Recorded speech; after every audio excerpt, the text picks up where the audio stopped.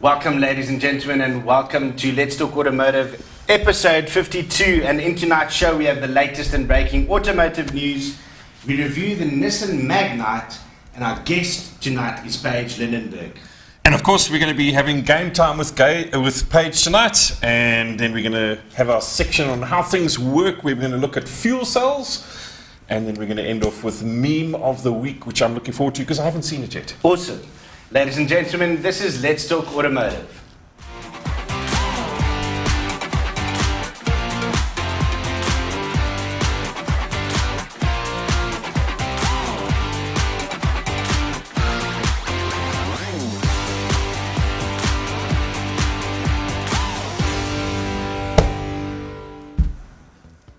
So Pete, it's been quite the week.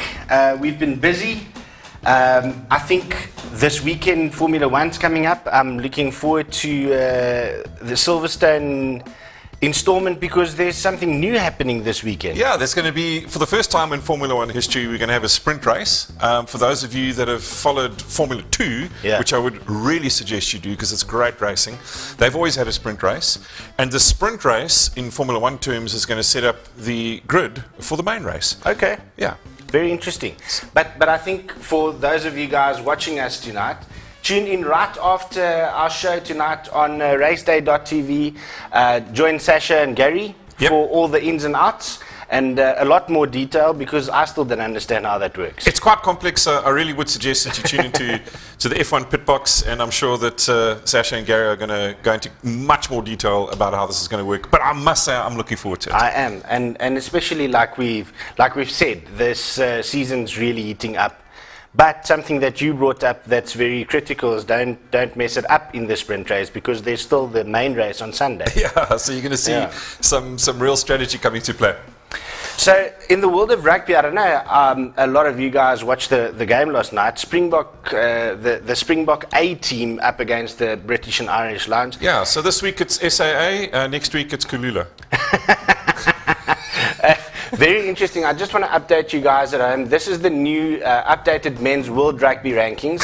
So as you can see, South Africa at the top, and South Africa A has now moved up into second position, right above New Zealand. But deservedly so, because actually if you consider that we have not played a test match since the World Cup final, in 2019, I mean, the guys played well. They did play well, but you could see that fitness and fatigue set in the last couple of minutes. But anyway, I'm looking forward to this weekend. Let's get into this week's show, Pete. This is the news. So, unlike the regular news, tonight we're going to talk about two new models coming, or not two new models, one new model and one concept, Pete. Yep. So let's talk about this Volvo concept, the Recharge. What can you tell me about this? So up until now, as we know, Volvo have committed to electrification on their vehicles, and they're quite serious about it. And we've seen a lot of vehicles that are coming out. So we've recently had the P8 XC40 that was launched in South Africa, which, by the way, sold out in 2 days. Crazy. So they released this concept vehicle. We've also got some pictures of that. Yep. So let's see if we can pull some of that concept pictures up.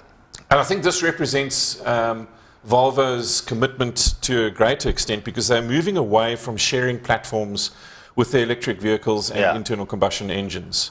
And now the results of that, obviously, and look at that looks absolutely fantastic. And you can see the vehicle has shorter overhangs, much more space on the floor, so it's a completely flat floor. And they've also had massive gains in aerodynamic efficiency. And so this perhaps is a teaser in terms of what the next generation XC90 is going to look like. Yeah. Okay, so like you said, and Volvo also mentioned that they are leaning towards going fully online with regards to sales, Pete. Yeah, so all future full electric vehicles will from here on be sold online only. So they've really embraced, honestly, the 21st century technologies that are out there, and so it's very interesting times. Obviously, a brand like Volvo can afford to do it, I suppose, because they're a niche brand. Yeah. But obviously, interesting times ahead. Interesting times. Okay, guys, you guys watching us live on raceday.tv, right here on Let's Talk Automotive Facebook page, and also on YouTube. Please remember that this is an interactive show. This is why we're doing it live, so that you guys can be part of the conversation. So I'd like to see some likes, I'd like to see some shares, and I'd like to see some hellos in the comments, guys. Please join us. I'm tired of Peter's conversation. He's, there's a huge age difference here. So, there's only so much things that I can listen to again and again and again. But at least I can remember to remind our viewers, please, to like and subscribe our YouTube channel. It's actually phenomenal how well the YouTube channel is performing. So thank you very much. And that's why we do it. We do it for you guys. And the more that you like and subscribe, obviously, the better it is for everyone. Awesome. Okay, the second story in tonight's news is the Suzuki Hayabusa. A very, very iconic motorcycle, Peter. And listen to this. Okay, so this model, the first 20 is due here to arrive in October. And obviously, there's a huge following for this motorcycle, Peter. So listen to this. Never before have we seen 42 units plus or minus in the range of it's almost 330,000 Rand. And they've all sold out before they've even landed on our shores. Can you believe that? Just say that price again. 329,000 Rand. But that's unbelievable value if you consider the motorbike that you're getting. I'm quite shocked to actually hear that number. Yeah. We've had a look at some other sort of top-end motorbikes that are nudging the 500,000 Rand mark. So that's quite incredible price. So this is a massively updated 1,300 cc engine, obviously with a mid-low range power whilst achieving Euro 5 compliance. New aerodynamics on this motorcycle, enhancing the high-speed stability. Something interesting designed, exclusively designed Bridgestone tires for this vehicle to assist with the perfect 50-50 weight distribution of the chassis. And the most advanced electronic system ever seen on a Suzuki motorcycle, including the class-leading bi-directional quick shifter.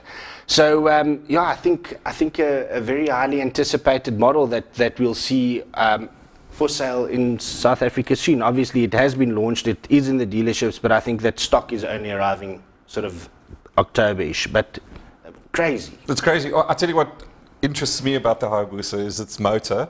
Yes. And primarily so that I can take it out and put it into a race car. It is insane, huh? It is insane.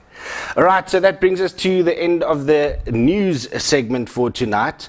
Anything else that you'd like to mention, Pete? Nope, that's it. I'm happy. I think maybe we should get on to the review. The review of the Nissan, what do you call it? You'll see what we're talking about just now. Okay, guys, we went down to BB in Cineville, the BB Nissan in Cineville, and we had the pleasure of driving the new Nissan Magnite. And this segment is proudly brought to you by the BB Motor Group, so enjoy.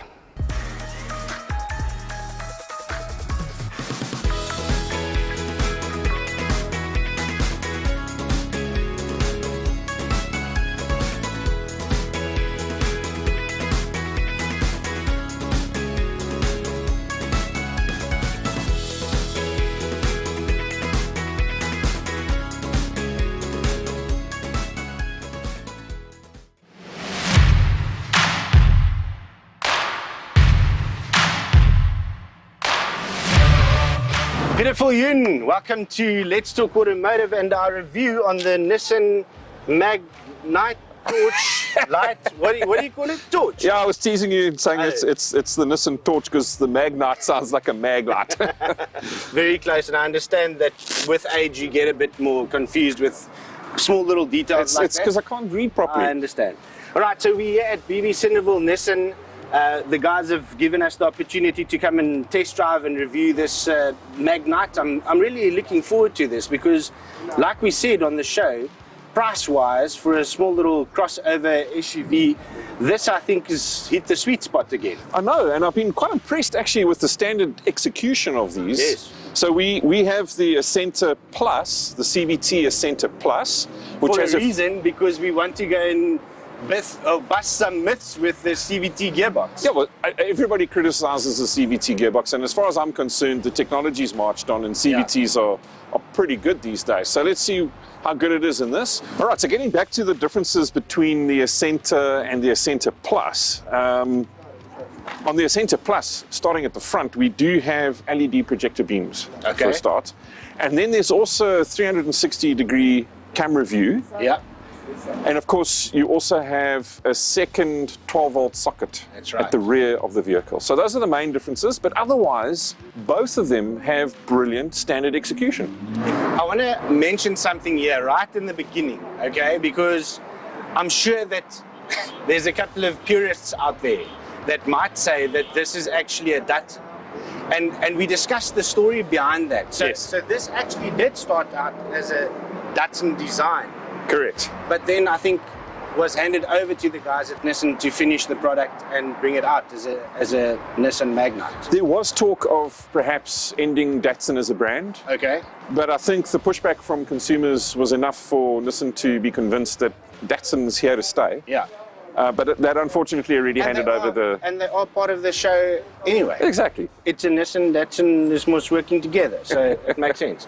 So let's talk about the exterior design and your first impressions, because this is actually a very funky looking car. I really enjoy the edginess of this. I enjoy the edginess, but I also enjoy the fact that it is distinctive in its design. Yeah. You know this is a Nissan Magnite. Correct. Something that I wanted to point out is that the boot is actually very, very spacious. Let's talk about size here, Pete. Are you comfortable that the size here fits the job description of this crossover SUV? One of the difficulties that designers have with small SUVs like this is the ability to fit a proper size suitcase inside, and there's no doubt that you'd be able to do that with this. And the 60-40 split, so the seats can fold down. And this is something that I'm looking forward to. It's not got the Maury Biscuit spare wheel, so there's a full-size spare wheel in there as well. And that's very important from a South African context. Agreed. Okay, so exterior-wise, Pete, I think we've covered what we wanted to say. Very nice looking car, so points for that. I think let's go check out the interior, because this is where we actually were blown away. For sure, let's do it. Okay, so I said we were blown away by a couple of things, but with the good there's a little bit of bad, in my opinion, and you can sort of back me up on this if you don't agree. So I know this vehicle is in a specific price bracket and is a very price sensitive sort of segment, okay, so we get that. Yep. But there is a bit of a plastic feel, more than what I expect from the exterior to the interior. So this is a bit soft touch, but this is really plastic. But Fanie, what is most interiors of a car made from? I know, but you sort of, the feel's different, if you hear what I'm saying. The look and feel's a little bit Well, I'll different. tell you what, it might feel plasticky, I'll give you that, but it looks the part. It does look the part. Now let's talk about the good. That display in front of you is That's awesome. Insane, and that actually blew me away. And then the standard execution when we said to the equipment in the car, cruise control, on steering wheel, buttons to navigate through your entertainment and driver assistance. I like this switch gear over here as well. Little toggle switches. Yeah. Okay. And look at that, a charging docking station for yourself, a wireless docking station. That's unbelievable. Yeah. A small SUV, small compact SUV crossover. This is sort of a weird segment for me. This crossover SUV, not really one, but it is one. Space-wise for you, Pete, we'll get into the back just now. But interior space, I'm happy with that. Yep.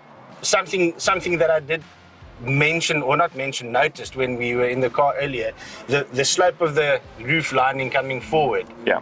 When you move your head forward, it is a little bit on the tight side, just over here, but otherwise, if you're in a normal seated position. I'm comfortable in the seating. I like the design of the seats. I like the finishing on the seats. So Fanie, our very important Fanie fit. The Fanie fit. Pete, I must say that I'm actually a bit more comfortable in this than we did the Navara recently. And the Navara actually had less legroom than this. So well, interesting how they managed to do that. But again, I've got enough legroom. It's a little tight. It's a small car, but with two adults in the back, and it's more than happy. Absolutely. Nothing disappointing about the space at the rear of the vehicle. Something that I must mention again, we've got rear vents again, so the passengers can keep nice and cool. We've got that power socket that you spoke about, but something that I think they missed out on here is USB ports at the back. Yeah, they really should have had, for sure. Because it's a family car and the kids are at the back and everybody's got phones. So I think they missed out on that. But you can obviously get one of those converters to plug into that. So you can overcome that, but I would have expected to see that. Yeah. Right, so let's get into the driver's seat and take it for a drive. Looking forward to it. So Fanie, before we even start driving, there's one or two things I just want to point out that I think are quite awesome features on the vehicle.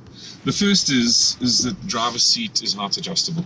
And a lot of cars in this segment don't have that functionality, so it's quite impressive. The second thing is if I just open the doors over here, this does have a double seal on the door. So I'm going to make a prediction that this car is going to be super quiet while we're driving, because that does help insulate both noise and helps with the regulation of the temperature. And the third thing is that this aircon is the bomb. I mean, normally on small cars, the aircons are asthmatic. But this thing, we actually had to turn up the temperature a bit because it was chilling it so effectively. Correct. Okay, so let's go for the drive, because that's where I think it's the only thing that we still need to sort of put to the test, if I can call it that. Sure. Especially because we mentioned we actually asked to drive the CVT because there's so much controversy with regards to the CVT gearbox. Let's see how far the technology's come.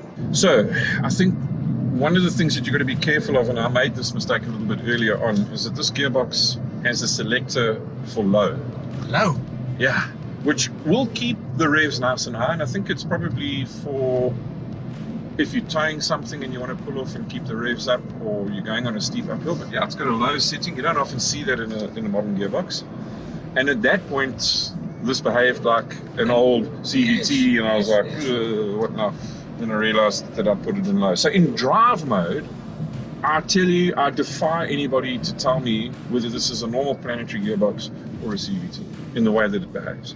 Because we've actually had a case like that where we've had a car and we drove it and we couldn't figure out if it had a CVT gearbox or not. Correct. Okay, so we've got a very sort of bumpy road, couple of speed bumps. So again, I want to ask you, thoughts on suspension, brakes, what can you tell me?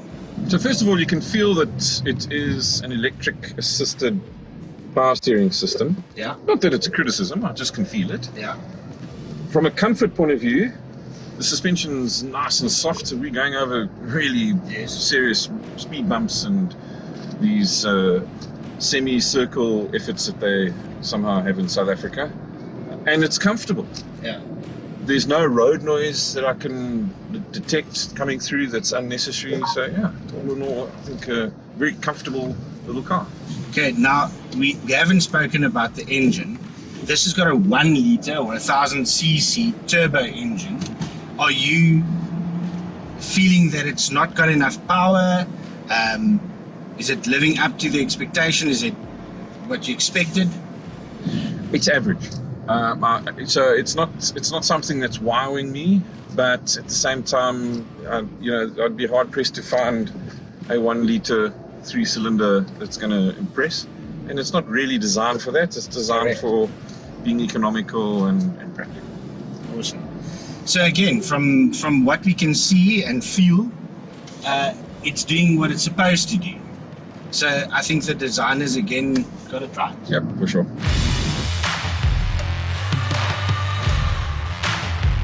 So Mr. Viljoen, that was interesting.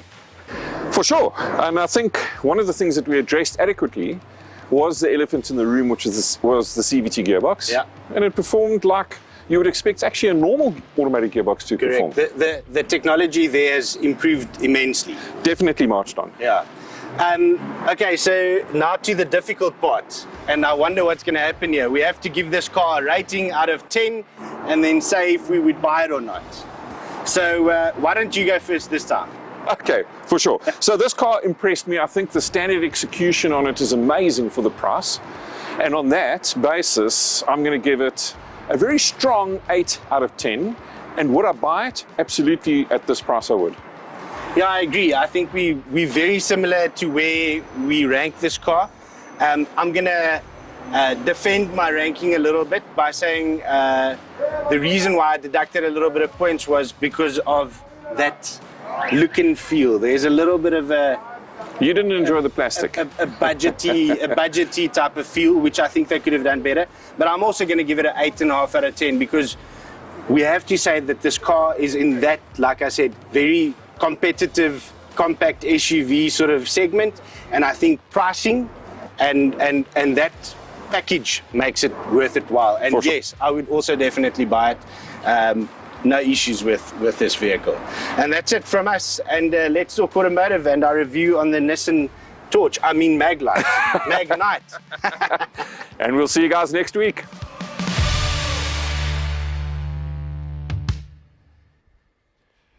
Fun little car to drive, Pete. But before we carry on, I just want to mention a couple of guys. Charles, Pfeiffer and Terence, Karen, Hiku, Clayton, Tony, you guys watching with us, thank you very much for joining us. Clayton had a question for us. Yeah, so Clayton was wondering about the price of the vehicles. Because we kept on saying price, but we never mentioned it. Yeah, we missed it, guys, script. Yes. So for the viewers out there, and Clayton in particular, so it starts off at 256,999 Rand. And that's for the entry level. But when we say entry level, as we said on the video, very well specced, and right up to 305,700 Rand for the top of the range. The Accenter Plus CVT. Yeah. Awesome. All right, guys, thank you very much. Like I said, this is an interactive show, so please remember, our next segment is our guest of the week. And if you have any questions for her, if you have any questions for us or comments, please join the conversation. And on that note, let's get into our guest of the week. Joining us tonight, Paige Lindenberg. How are you doing, Paige? Hi guys, I'm good, and you? Awesome. Thank you very much for taking the time to join us and have a lacquer chat about cars and racing and everything that goes with that. Thanks for having me. Awesome. Okay, Paige, I think let's start off with, because we did quite a bit of research on you, and I'm sure that a lot of people will be shocked when they understand and find out how early your love for everything fast started. So maybe start off with where did all this start for you, Paige? Yeah, it was early days. I guess I was born into a family where this was our everyday life. I think, we came out of hospital and went straight to powerboating and car racing with my dad, so I don't think I had a choice. But yeah, I was 5 when I got my first powerboat, and I don't think my dad thought much of it. I think he thought it was, a bit of fun, let the girls, jol with the boys while they train at the Vaal on the weekends. But yeah, I tried it once and the bug bit, and that's where it all started. That is insane. So you said at the age of 5, your dad let you loose in a powerboat. But I mean, it extended to be quite serious. I mean, yes. Paige, you won a national championship and you won a world championship in your age category.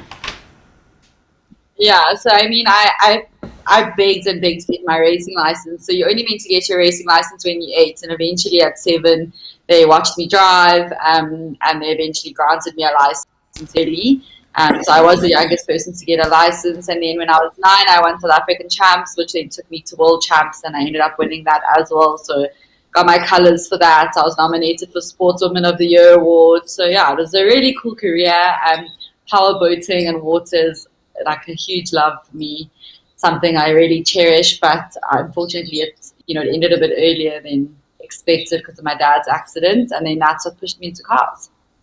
Sure, and I don't want to dwell on that, but Pete actually said when we were speaking earlier, Pete actually watched live when that accident happened, Paige. Yeah, it was shocking, but I mean, obviously a happy ending in the end of the day. Yeah, thank God. But I mean, he's been through it all. Hey, he's he's really been through it all. Yeah, the worst I think for us was, it was everywhere. And at the time there was no social media really, but the news and every person you sort of saw and spoke to, it's like, it was talk of the town, is he going to make it? Is he not? And I was in grade 4 at the time. What's that, like 10, 11, you're young and we're going to school. It was hectic. And he was in a coma for a week afterwards, broken bones, the works. So it was not easy, but we had to tell the tale. Yeah. I think after that, you said that obviously ended that sort of powerboating sort of time of your life, but then obviously the car still carried on. So you guys moved over into cars and racing cars and stuff. So can you tell us a little bit more about your early career in racing cars? Yeah, so we moved from powerboats to cars. At the time, my dad was involved in West Bank Raceway. He was a shareholder there and he ran the racetrack.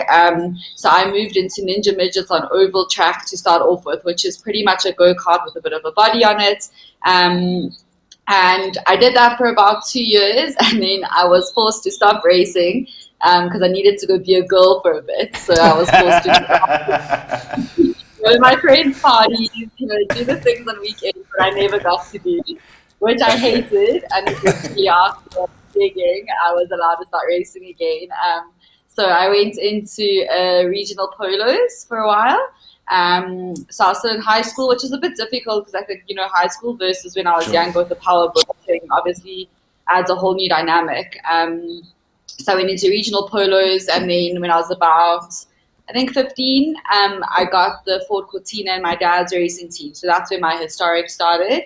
I moved from that to the escorts. From the escorts, I then stole his failing. It was only meant to be for one, but he's never getting that back. So yeah, that's been the history of it. And then I also share the Daytona Coupe with him in endurance racing, which has been an incredible experience. I mean, I don't think you can ask for a better person to learn from and share with, but on top of it, to share with my partner, it's really cool. But now with the historics, you also recently went on quite an epic journey where you had a 4-race series that took you through from Cape Town, Pretoria, and then to Holland, or the Netherlands, and then England. Tell us a little bit more about that. Yeah, so I'm sure you guys all know of the Passion for Speed event, what used to be called David Piper International. That Swartkorp started, I think it was 20 years this year actually. So that brings a lot of the European guys out to race with us, and they decided to put a 4-race international series together. So my dad and I were invited to join that series. So it was the South African Passion for Speed event, so Swartkorps and then Cape Town.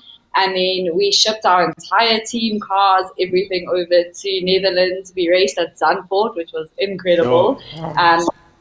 And it was the old Zandvoort because they then extended it and did renovations to it just afterwards. So Max Verstappen was actually there. It was called the Max Verstappen Race Day, and he came with his F1 car to set the last lap record at the old Zandvoort track before they redid it. That's insane.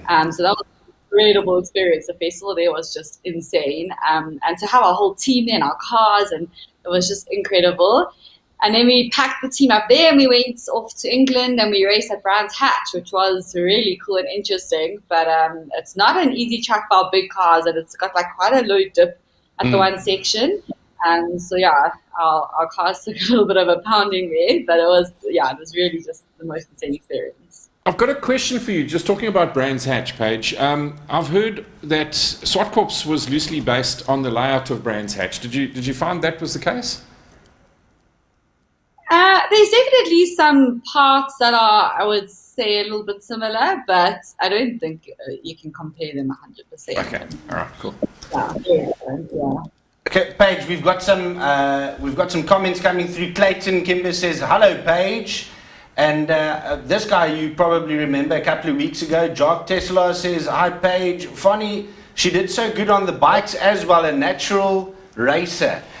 So that's Jock from ADA, not a couple of weeks ago when you did some motorcycles. So boats, motorcycles, cars, there's definitely some petrol lover in this. But also adrenaline seeking, because Yes.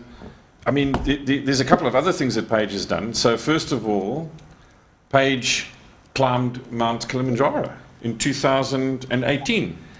Are you impressed with our research department? So tell us about what you did at Kilimanjaro. So Kilimanjaro is something I kind of always had on my, goals to-do list growing up. And then I don't know if you recall, but the late Gugu Zulu passed away climbing Kilimanjaro for a charity a few years ago. And obviously we grew up with Gugu's at racing. He raced with my dad and his team, and he kind of like ran around the track with us on his back giving piggybacks, and that made me quite hard. And I got in touch with Letseho, and we became quite friendly, and it like really motivated me to sort of go back with her. If she could go back and sort of try summits again after what she experienced with him, there was really no excuse for me. And charity work is something I really love, and the foundation that they did it with was to keep girls in school with sanitary pads. So back in school, I helped build a school in a little town called Philippolis, which is just outside Bloem. Yes. I was there for about 3 months, and it was an international project, and we physically built the school. And I always wanted to go back to something for the people. So that's where, that journey led me. So I raised enough funds to keep 258 girls in school for 6 months in Philippolis. And I summited Kilimanjaro, which was the most incredible experience. Tough, really tough. Summit night is brutal.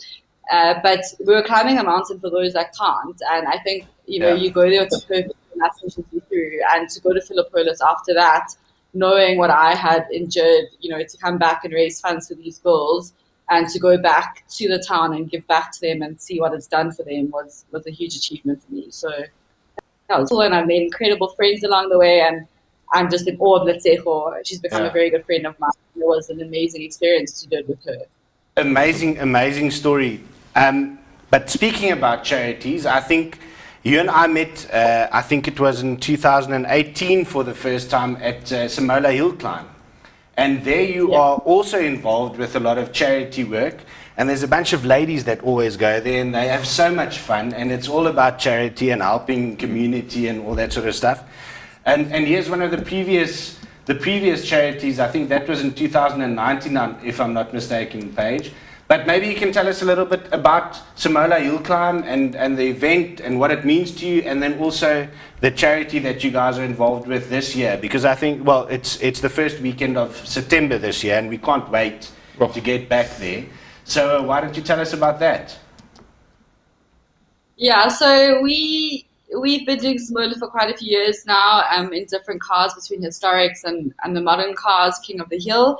And I was approached by Francis and Anita, who are the most amazing couple who live in Knysna, and they decided to race for a purpose. So they got a whole lot of ladies together. They decided to raise funds for charity. And their chosen charity was hospice, because Anita's father the year before was quite ill, and hospice really helped her a lot, and it was really close to her heart. So I joined the team, and it's really just, we're going there anyway to race, but now we're going with a real purpose to raise funds into the town, which is a really incredible initiative. So the one charity we've always supported is hospice, and I personally focus on the orphan and vulnerable children. Children is something like super close to my heart, and I really love doing work with children. So yeah, we race with a purpose to try and give back to the community in Knysna, because they do a lot for us when we go there, it's the hill climb, and it's the least that we can do. And then 2019, we also supported CAUSE, which is Knysna Animal Welfare. But this year, hospice are in dire need of help after COVID and the pandemic. Hill last year, there's a lot of children who are suffering, and a lot of older patients who need care at home. So we've decided to solely focus on hospice this year. So I will add a link to my bio on Instagram a bit later, because currently my link is your show.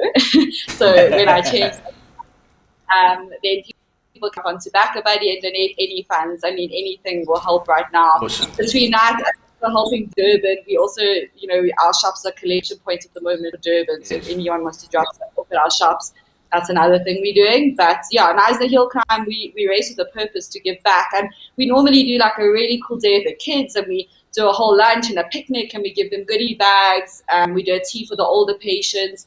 Obviously now it's a bit tough with COVID, so I don't know. We haven't quite worked out how we're going to do the events when we're there yet. But the fundraising will definitely go ahead, and anything we can raise to help hospice and, you know, the people in Knysna right now will go a long way. Awesome. So I think there's two things that we need to get to, and time's running out. But before we talk business, I think this is going to be a world premiere. Yeah. Because right before the show is actually on, and Paige sent me this picture quickly. Is this the car that you're racing at Simola Hill Climb this year? And is this a world first? Are we showing it first? Yeah, showing it first. That's my hill climb car. I haven't given much thought to it, so don't ask too many questions. All right, Paige. So let's talk business. Let's talk about road to race, and this is where you spend. This is where you do your actual job, because up until this point now everybody's thinking what a life, and she's racing boats and bikes and cars, but you actually have to work, Paige. Is that right? I have a day job. So tell us about that day job. What is Road to Race, and what do you guys do? So Road to Race is a fitment center that we started, or vehicle automation transformation. So we started Road to Race in 2018. So we first got the rise to Shelby, which you'll probably touch on a bit later. And we just realized that there was a market for cars other than Mustang, and Shelby is obviously only Mustang, at least in South Africa for now, because the F-150s and that are obviously left-hand drive, so we don't get those here yet. Focus is Mustang, and we just found that there was a market to expand to different vehicles and do a lot more than just a kit. And so a lot of it was my sister Kiara's brainchild, Road to Race, and we started the fitment centers, and we focus on everything, you know, transformation, upgrade, automotive, vehicle transformation. So we do kits. We have Air Design, which is a Mexican company. So we got the rights for Air Design in South Africa, which we do Polos, Bath, Rangers, Hilux, pretty much any car. We do vehicle wrapping, we do tuning, we do PPF, paint protection film from Luma, we do window tinting, you name it, we do it. We partners with Motor Oil, so we do servicing. We've got a workshop, so we do all sorts of different things when it comes to vehicles. It sounds like she's still playing when she's working as well. I was just thinking, if I could restart a business or redo another business, wow, you're talking my language here, Paige. So that's awesome. I've got to say, I'm very jealous. Yeah. So Paige, where are the shops, and where can people get a hold of you guys? So our main bike shop for Shelby is in Malmesbury, and then our shop in Joburg is in Bryanston. So it's corner William Nicol and Grosvenor Road, Bryanston. And on our website, so it's Road to Race SA and Shelby SA, and then obviously Instagram, Facebook, YouTube. Where can we get hold of one of those Shelby hoodies that you're wearing? I got new stock this week, guys. There we go. All right, Paige, thank you so much. Pop onto the online store. I think we need to obviously get all your links from you so that we can put them on our sites as well, and hopefully send some people your way as well. Awesome. Paige, thank you so much for joining us, but you're not done yet, because we're getting to my favorite part of the show, and it's called Game Time. All right, guys and viewers at home, and the guys joining us online, this is where you guys can also now play along. Let's see if you guys can recognize these cars. Yo, Paige, I'm glad to see that you're looking a little bit nervous, because let me tell you, this is normally the point of the show where I get hammered. Lambasted. So Peter's won 3 times in 52 episodes. Yeah. And so the cold front has started before this episode, so let's hope that's a sign of where this is about to go. But I always give a little bit of a clue, but tonight I can't really give you a clue, because you know what, I design. It's probably all Shelbys. It's all Fords. Okay. Okay. All All right, so guys at home and Paige and Peter, this is how it works. I'm showing you a partial picture of a car. If you recognize that car, please shout your name. I'll come to you for an answer. Are you guys ready to go? No. There's 7 cars to go through quickly. All right, here comes the first one. Guys at home, give me your answers in the comments below. Oh, come on. Paige. Yes, Paige, what is that? I think is it a Fairlane or Galaxy? It's a Fairlane. You are absolutely correct. But Paige, you raced one of those, eh? Yeah. Yeah. I mean... I do race them, yeah. Yeah. Okay, so see how this is going to go? Yeah, 7-0. Okay, but this next one is difficult because I didn't know that this car existed. So let's see if you guys... And this is from 1958. Here's the second one. Can I... Peter, Ford. No, you can't. I told you it's a Ford. Oh my goodness. I actually think the name of this model is on the side there. You can't make it out properly. Do you have a clue, Paige? No, I'm out. Not a clue. Is it not a Galaxy? No, it's not. No, that's not I don't know what. Okay, so let's call this one a draw. Let's see if anybody at home. Peter Pretoria says a 500. No, Peter, that's not a 500. Maybe he's talking about the previous one. Okay, so this is a Ford Edsel. Have you ever seen one of these? No, never. And maybe the reason why you don't know this because this is off the list of the worst Fords ever made. Yo, look at that grill. Okay, so nobody got that one. But fingers on the buttons for the next one, guys, because nobody's going to get this wrong. So here's the third one. Peter. Oh. Ford GT40. Okay, I'm going to give that one to Peter because that's the only easy one in tonight's show. So it's all tied up at 1 apiece, going into the fourth one. Here is number 4, guys. Oh my goodness, really? It looks like a... Paige, what is that? It's a Thunderbird. What's the good one? Thunderbird. That's a good one. Yeah. It looks like a boat. Looks like it's got a porthole on its roof. Yeah, the little window in the back there. Yes. I mean, go. I give up. Check. You say Thunderbird, I think it's right. No, I'm giving you clues. Peter. Clues. Peter. No, man. Peter, Ford Thunderbird. Paige, I'm whispering in your ear, Paige, and you're not taking my clues here. I told you it's a Thunderbird. Okay, what I'll do now, Paige. Wasn't that on a Stephen King movie? It. I'm not sure. I'm sure that was the car on It. Okay, so what I'm going to do now, Paige, I'm going to ask Fritz, the producer, to give you the answers directly. If you don't know, okay. Okay, so okay, so it's 2-1 at the moment for Peter Fuljoen, and we're going into the 5th one. Clayton got that one right. Peter Pretorius got that one right. Yeah. Okay, guys, here's number 5. Oh, a Mazda, Paige. Yes, Paige. Yes, absolutely. All tied up at 2 apiece. that's a classic Mustang. Eh? Isn't that beautiful? That is so hardcore.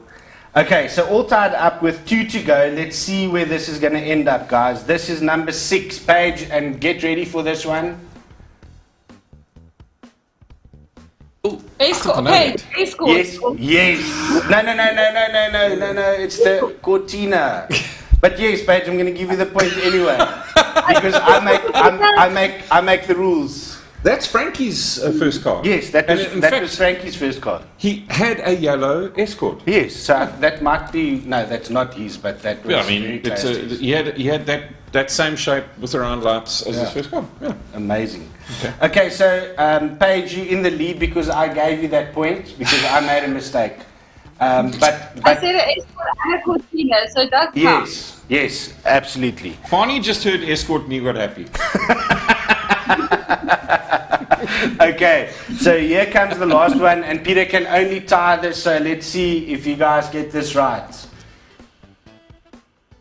Oh, no. Paige, Galaxy. Absolutely right, Paige. Well done. Well done. And I should tell you guys, 1965. Clayton Kimber is joining the Shelby team this year. He'll climb in a Cobra. Oh, wow. Okay. That's awesome. Yeah. That's awesome. That's something to look forward to. Paige, thank you so much for joining us. It was a huge honor to have you on the show. We really enjoyed talking to you, and all the best at Samola. We'll see you down there. And is there anything else happening for you coming up soon? The moment, no, unfortunately, thanks to COVID and everything else going on, our next exciting venture is hill climb. But if anything comes about, you'll be first to know. Awesome. Thanks so much for joining us. Have a good one. Thanks so much, Paige. It was a real treat. Thank you. Cheers. Bye. All right. So, that was nice. I enjoyed that. Yeah. What a laugh. What a laugh. Hey, wow. Everything that, as she said, everything that a man dreams of, she's doing it. So good on her. That's awesome. All right. Let's get into the next segment. And this is how things work. And tonight, Prof. Peter here is going to tell us all about hydrogen fuel cells. Is that right? That's correct, yeah. Awesome. Okay, so this next segment is proudly brought to you by Suzuki Auto South Africa.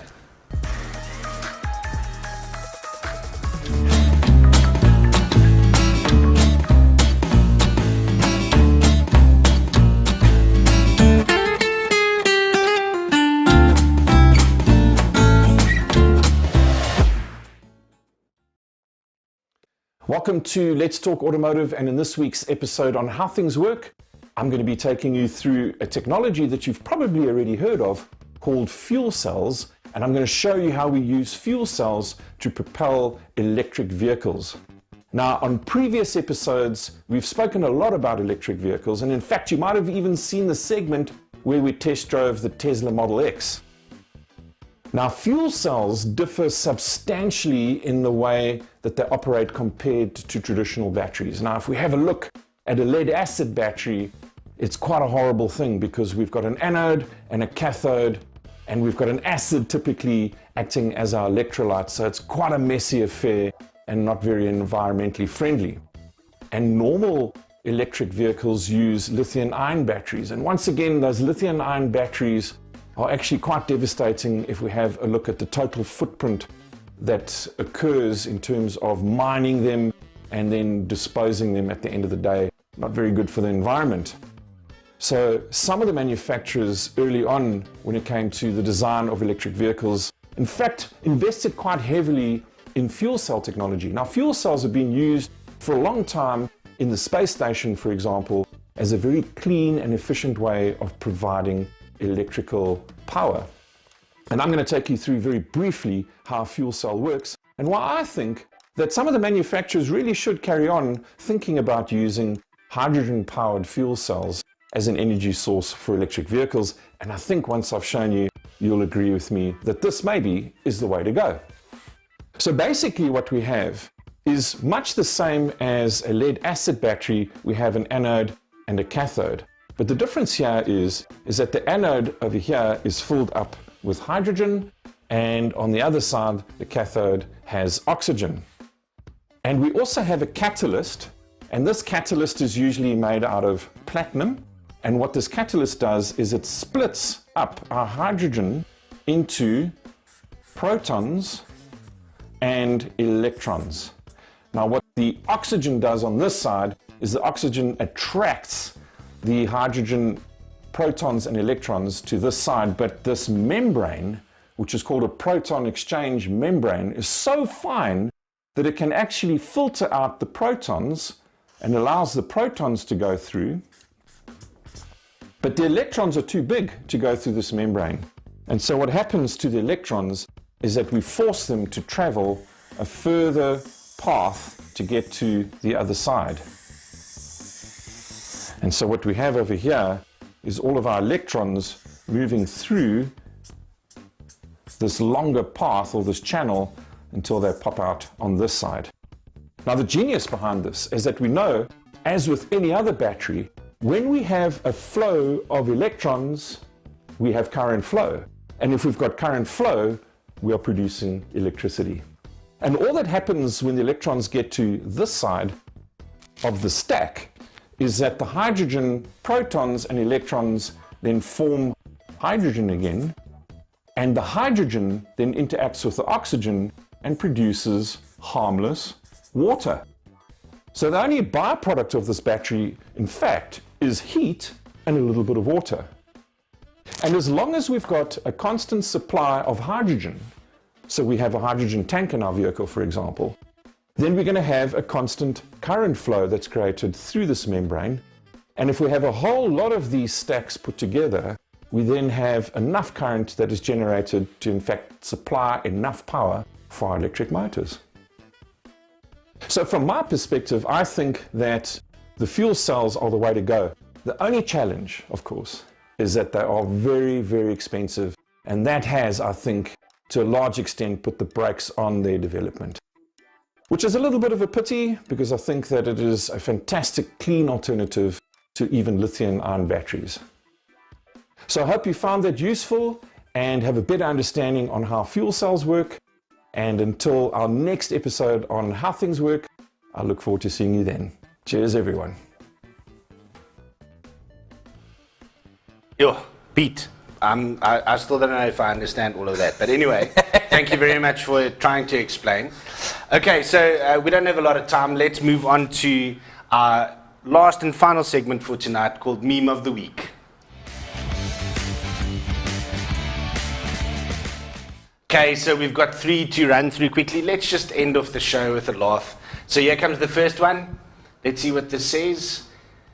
Is your engine overheating? Drill holes in your radiator to get better airflow on those hot summer days. Oh, man alive. That's a redneck solution, I suppose. Well, that will get the ventilation going, but yeah, anyway. Okay, the next one. Okay, so me turning up children's music in the car, what my mind sees while I'm turning up the children's music. Now you laugh, but I actually find myself when I'm using my multifunction steering wheel wondering how these guys actually control all these buttons. At 300 kilometers an hour, that'll make it work. Okay, and this last one was my favorite of the week, absolute favorite.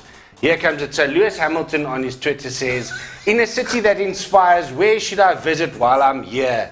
In Paris. And the comment says, a simulator, probably. Max is running away with the championship. I love it. I haven't seen these, so this is quite proper. It's such a laugh. All right, guys, that's the end of the show. Thank you very much for joining us.